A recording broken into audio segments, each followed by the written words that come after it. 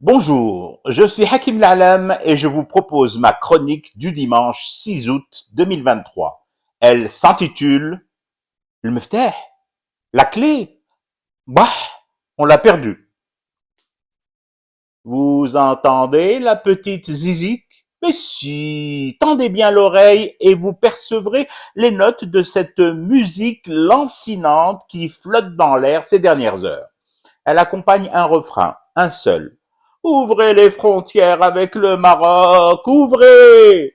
Bon, je fais tout de même remarquer que d'un point de vue strictement artistique, ça n'a rien à voir. Mais alors franchement, rien à voir avec Ouvrez la cage aux oiseaux de Pierre Perret. Mais elle zozote la zizik, tenace et stridente. Venue dans les bagages d'un vent d'ouest chargé à bloc comme un mulet, elle emplit même l'air ambiant porté, relayé par des vents locaux, ou locos si vous préférez la version hispanisante. Mon Dieu, mes oreilles.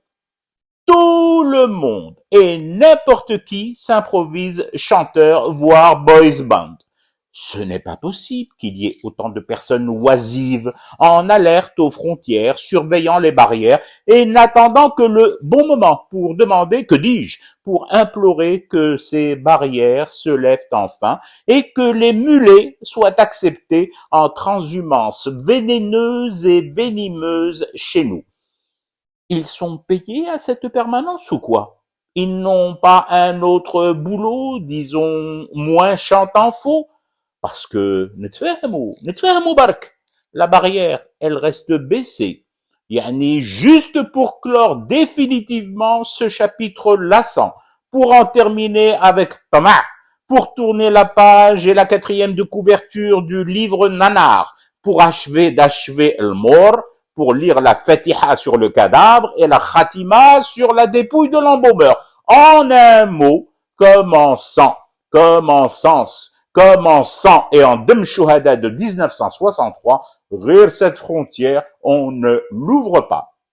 D'abord, et puis d'abord, on n'a plus les clés de cette satanée frontière. Comment ça, où elles sont? On n'en sait rien. Vous qui demandez à tue-tête de rouvrir cette frontière, vous répétez dans le même temps que la Désédie, c'est le grand foutoir, qu'au pays des Koulougli, rien n'est à sa place. Eh ben, à force et à la fin, nous vous avons pris au mot. Oui, c'est le foutoir et nous assumons. Dans notre grande et fière pagaille des Édiennes, nous avons perdu les clés. Eh ouais, el meftah. Refaire un autre jeu, le serrurier aussi. Ah mais je vous avais prévenu, nous quand on fout le grand bordel, on soigne le boulot. Plus de clés, plus de serrurier et même la barrière. Samarnaha, on l'a cloué, immobilisé pour un moment. Combien de temps? Mais comment veux-tu que je sache moi combien de temps?